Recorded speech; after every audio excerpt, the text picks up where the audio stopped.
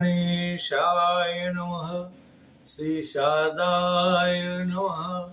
मनोजवं मारुतुल्यवेगं जितेन्द्रियं बुद्धिमतां वरिष्ठं वातात्मजं वानरयोतमुख्यं श्रीरामदूतं शरणं प्रपद्ये। श्रीरामदूतं शरणं प्रपद्ये। जय हनुमन्ते जय हनुमन्ते जय हनुमन्ते कृपा करो।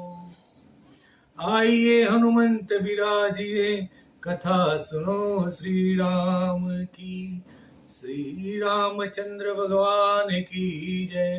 श्री कृष्ण कन्हैया लाल की जय। श्री क्लिंग जी महादेवनी जय।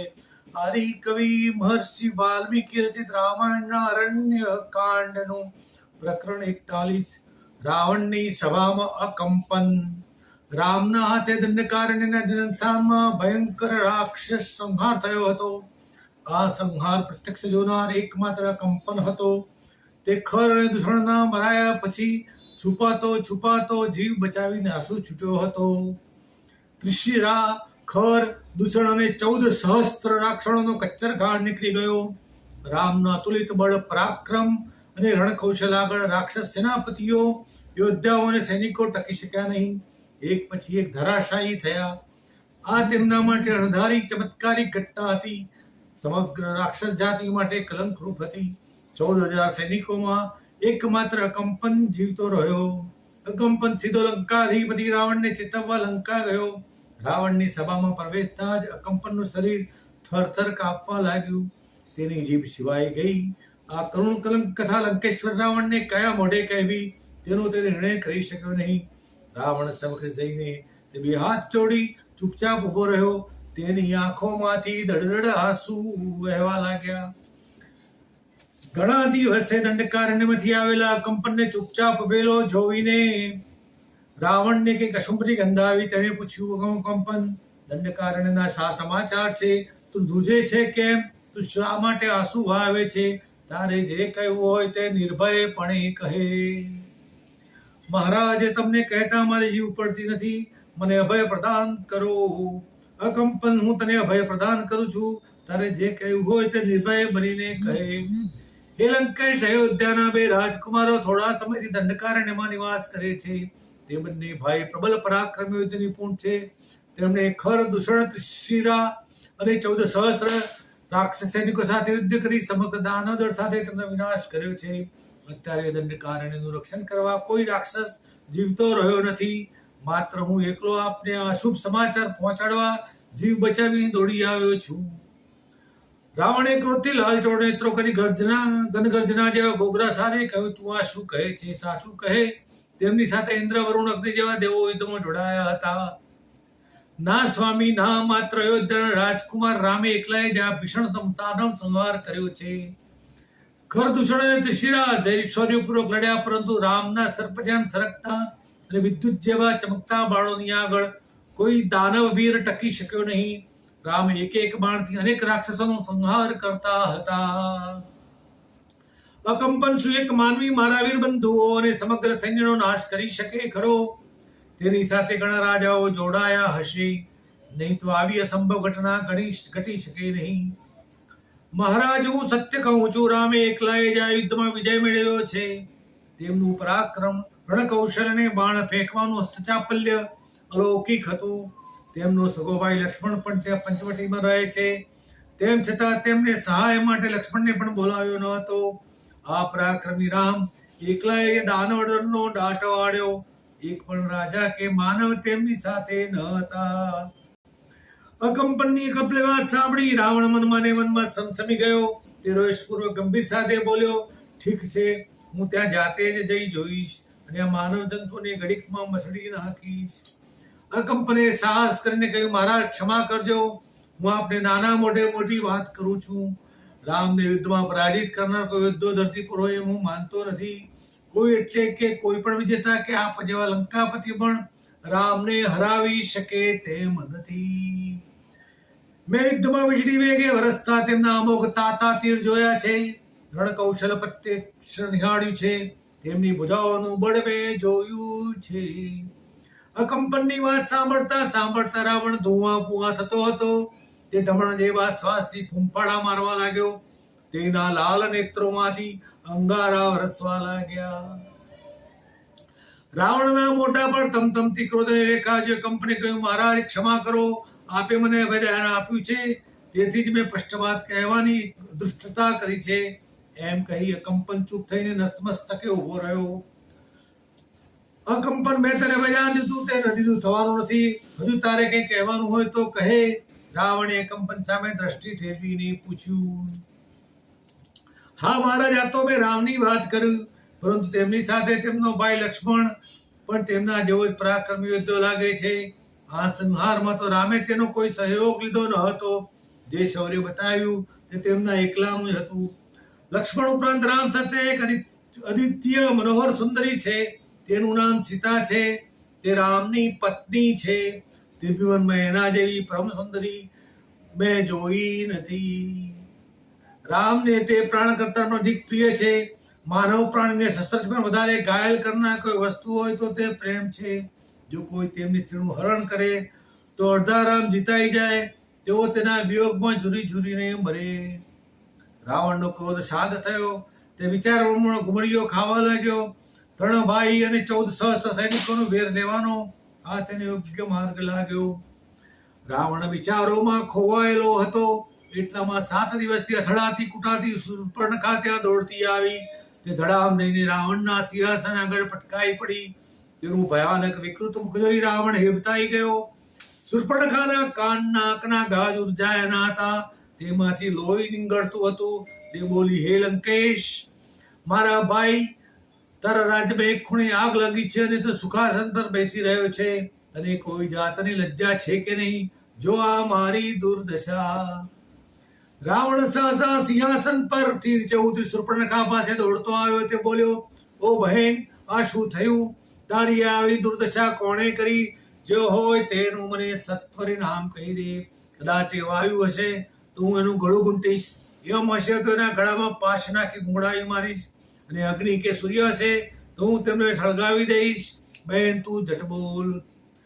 શૂર્પણખા દુષ્કાભરતી બોલી, ભાઈ, દંડકારણ્યના જનસ્થાનમાં અયોધ્યાના રાજા દશરથના 2 પુત્રો રામ અને લક્ષ્મણ રહેવા આવ્યા છે. તેમની સાથે એક ત્રિભુવન મોહિની જેવી રૂપસુંદરી છે. આ રામ પાસે મેં લગ્ન કરવાની માંગણી કરી. મારી માંગણીનો અસ્વીકાર કરી. એ દૃષ્ટિએ તેના ભાઈ લક્ષ્મણ પાસે મારા નાક કાન કપાવી નાખ્યા અને આપણા ભાઈ ખરદૂષણ અને ત્રિશિરાને સમગ્ર સૈન્ય સાથે મારી નાખ્યા. બહેન, શું એક માનવ જંતુએ મારા સમર્થ ભાઈઓને હેરાવીને મારી નાખ્યા અને તારી અવદશા કરી? હા ભાઈ, તું ઝટકે ઉપાય કર અને મારા વેરનું સાટું વાળ. હું તેમનું લોહી પીશ ત્યારે જ મારા મનનો ભભૂકતો અગ્નિ બોલવાશે.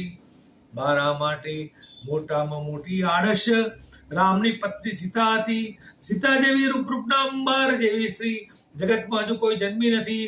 તે સર્વથા તારી રાણી થવાને યોગ્ય છે. તેને તું પડી લાવીશ ત્યારે જ મારા મનમાં ટાઢક વળશે. ભાઈ, હવે તું વિલંબ કરીશ નહીં. અકંપન અને શૂર્પણખા બંનેની વાતો રાવણને સમાન લાગી.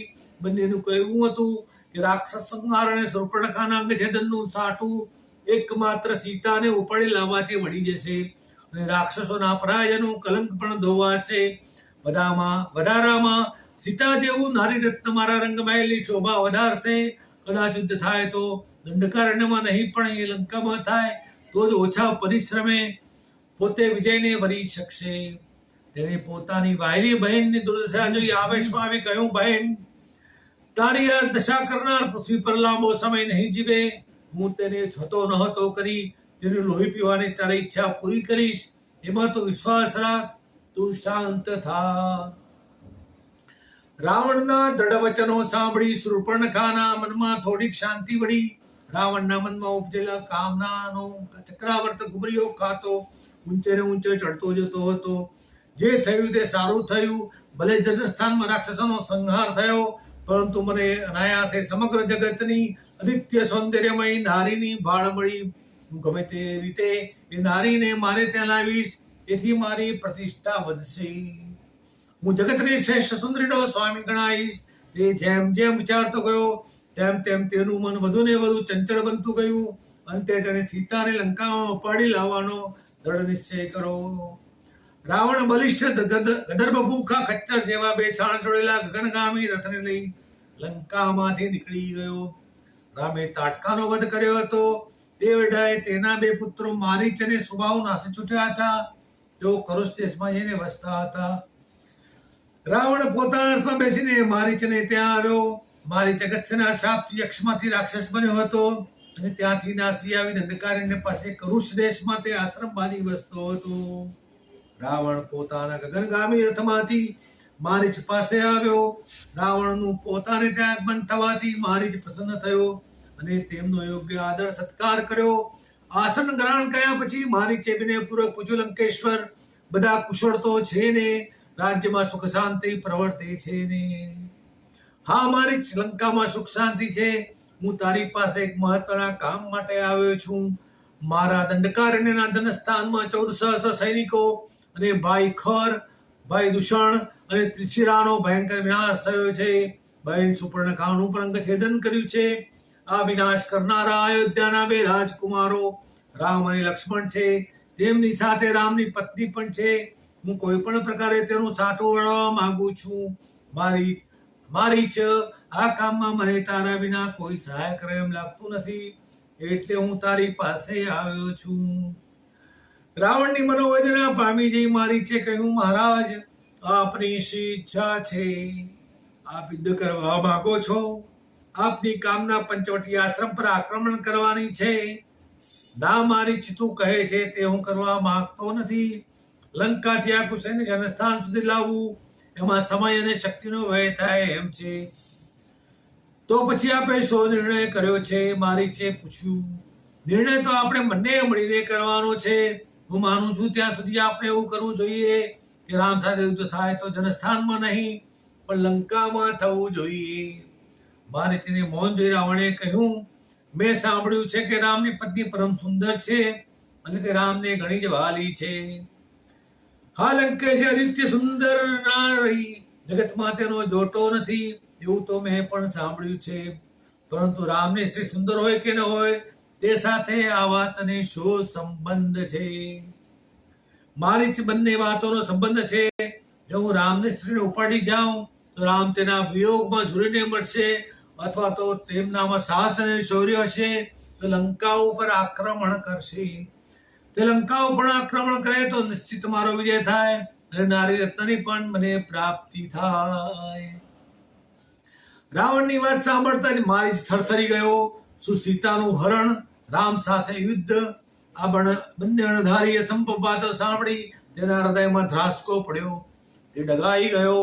થોડી વારે તે ગંભીર વચને બોલ્યો, મહારાજ, તેમને આવો વિચાર ક્યાંથી આવ્યો? તેમને કોઈ આ ઉપદેશ આપ્યો હોય તેને તમે તમારો શત્રુ સમજજો.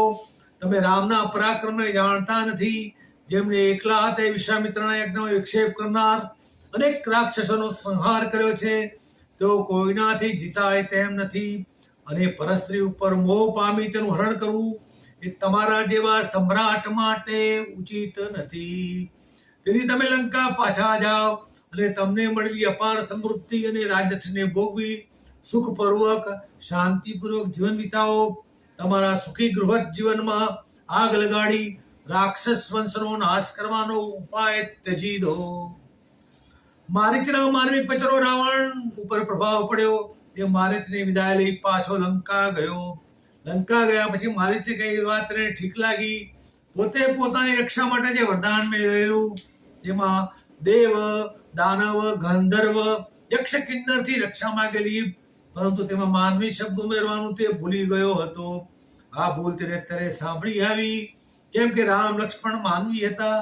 હવે તેને ખર દૂષણ તીસરા જેવા સબળ રાક્ષસોને સૈન્ય સહિત પરાજિત કરનાર સાથે યુદ્ધ ચડવા કરતા જે બન્યું તે ભૂલી જવું વધારે ઉચિત લાગ્યું. મારીચનું કહેવું તેને સર્વથા યોગ્ય લાગતું હતું. તેથી તેને ધૈર્ય ધારણ કરવાનો નિશ્ચય કર્યો. રાવણ પોતાની રાજસભામાં મંત્રીગણો સાથે બેઠો હતો. રામ સામે બેડવાના કે સીતાની કામના કરવાના દુષ્ટ વિચારો નિશ્ચય થઈ ગયા હતા.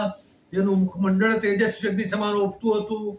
દેવાળ સુર સંગ્રામના ઘા તેના પરાક્રમના દ્યોતક હતા.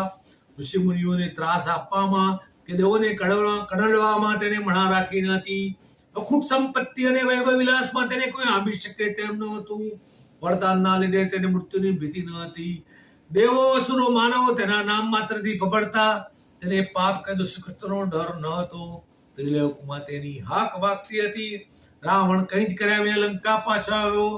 તે વાત જાણી બહેન સુપર્ણખાને પગથી માતા સુધી ક્રોધ આપી ગયો. પોતાના નિર્માલ્ય ભાઈ ઉપર તેને રોષ ચડ્યો. તે ઝેરી નાગણની પેટે ફટકારતી રાવણની સભામાં આવી પહોંચી. અકંપન તેની સાથે હતો.